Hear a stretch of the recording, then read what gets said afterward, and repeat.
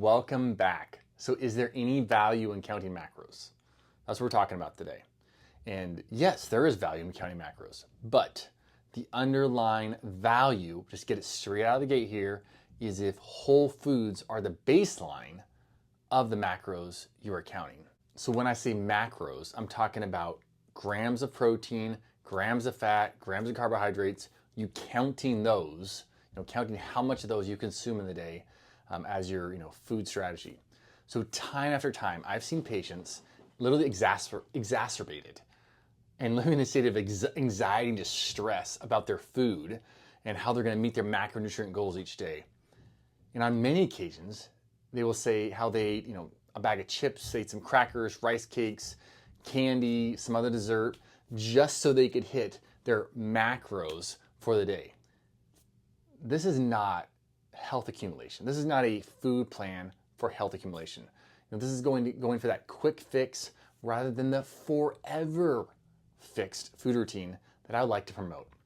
So if you haven't already subscribed and sent your friends to the DR Wellness channel, I don't know what you're waiting for. This is a great opportunity for them to accumulate massive health. And the more they accumulate health, the easier it is for all of us to accumulate health. Okay, so in considering macronutrients, recognize that counting macros is not a new thing. It's been around for decades and decades, as a weight loss strategy, but it has not been used at any point as a health strategy. That is because counting macronutrients doesn't consider micronutrient concentrations of the food that is being ingested. You could hit all your macro goals, at Taco Bell or McDonald's or Walmart, but you'll be lacking severely in life-sustaining vitamins, minerals, phytochemicals that literally are the foundational force for sustaining and maximizing the quality of your life when it comes to your health.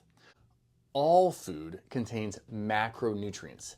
It's just that the packaged foods have the macronutrients written on the label, whereas whole foods like an apple, a sweet potato, lettuce, steak, salmon fillet, they do not have it written on the label. A person wanting to gain health, gain an understanding of their macronutrient intake or macronutrient levels, or if they're hitting the right ratios, when you're ingesting whole live food, you're probably gonna have to use something like MyFitnessPal or a Chronometer app to see where you stand, because it's not just written, typed out on the label. I do think these apps are actually great. These apps are fantastic, for people who are trying to figure out how to balance their food routine and journal what they've been eating, and generally get an understanding of, okay, what am I putting in my body on a daily basis? Because bottom line is, most of us do not realize what we're putting in our body on a daily basis. In fact, most of us overlook 50 to 70% of the food inputs that go into our body unless we are journaling what we eat. And these apps, they really are a clean way of seeing what's actually going in and the nutrient value of those foods that we're putting in our body. So one of the major upsides I do see from macronutrient counting or macro counting is that we live in a world of crazy overabundance related to food stuff. And this lends to overconsumption and eating, when we're not really hungry or in need, or, we're not in a food lack at all. And here we are eating again. So by utilizing macro counting or macronutrient counting, we can see, okay, what is the amount of carbohydrates, fats, proteins, and is that matching my lifestyle? Is that matching basically my energy output, my activity during a day? And you may find, for example, that you're consuming, say, 400 grams of carbohydrates in a day, and you sit at a desk for 8 hours and drive, 1 hour to and from work. So your body does not need 400 grams of carbohydrates, and it's just going to store that energy as fat, and you're going to produce insulin resistance, and long term you're going to gain weight, belly fat, and end up with metabolic syndrome if you're consuming that much carbohydrate matter. So this knowledge, because you say you did the MyFitnessPal app, counting your macros, would permit you to decrease your total energy input via carbs, or maybe switch your carbohydrates to a more challenging entity to turn into stored fat, such as protein. And so, for example, instead of having a cup of rice and 4 ounces of chicken for dinner, maybe you have half a cup of rice and 5 ounces of chicken for dinner to help mitigate the fact that you're just living a sedentary life. And these kind of actions over a long time, they can support better blood sugar regulation. They can support, more consistent energy throughout the day and a more positive body composition change without actually decreasing the total amount of calories consumed. Because the deal is, in the end, macronutrients, fats, carbohydrates, protein, fats are, for every 1 gram of fat, it's 9 calories. For every 1 gram of carbohydrate, it's 4 calories. For every 1 gram of protein, it's 4 calories. So in the end, you're still counting calories, you're counting macros. It's just counting macros sounds a lot nicer to most people's psychology who have counted calories historically and have found themselves wanting related to their health and body composition change over a long time frame. So another example could be, say you're a super active mom. This would be a reason to potentially use macro counting. You're running around all day, and after counting your macros, say for a week, month, you find that, wow, maybe the reason I'm so energy deprived, so energy depleted, that my sleep is subpar, is because I've been consuming massive amounts of fat, but minimal amounts of protein or digestible carbohydrates during the day. Like, I'm just eating fat, crazy.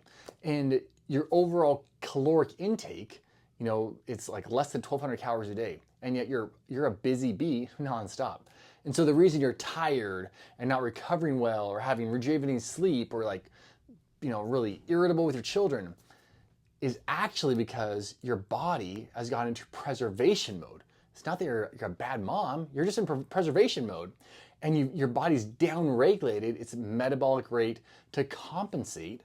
And when you have a lack of energy input, but you're still going go, go, go all day long, putting out all this energy, you basically end up in a stimulated state rather than an actual metabolically active state where your body's taking fatty acids, taking glucose, using it as an energy source, and propagating actual legitimate energy rather than just punching it forward with adrenaline punches all day long, because nobody's going to last very long doing that. I might have been thinking, hey, all along, I'm on my feet all day, I hardly eat anything, and I'm gaining weight. I can't tell you how many times I've heard that. I just go beep, beep, beep, beep, buzzing around all day long, and I hardly eat anything, and I'm still gaining weight. What gives? And potentially, by counting macros, you could come to the understanding of, wow, I'm not really fueling my body for the needs that I have. And by switching up the ratios of fats, carbohydrates, proteins, you may find that, wow, I feel so much better. My body composition is changing and I'm eating more food than I was before.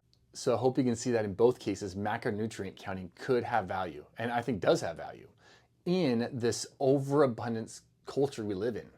And it could really give you, for a season, give you an understanding of what you're actually consuming in a day and ensure that, hey, yeah, there's an optimal amount of fuel coming in and the optimal style of fuel coming in for the lifestyle I'm living. All right, but remember, if we're gonna count macros, food quality, whole food substance, make it the foundation, because then you literally are getting healthier, more vital. Your palate is getting trained to enjoy awesome, whole, life-giving food. You're not just running after the next protein, the next carbohydrate, the next fat to make sure you fit into a particular category related to macro counting. But all right, so let me know your experience about macro counting. Love to hear it. Has it been helpful, not helpful, stressful? Has it been the worst thing ever, the best thing ever? I would love to hear it. I'm Dr. Matt, and I will see you guys and gals next Friday.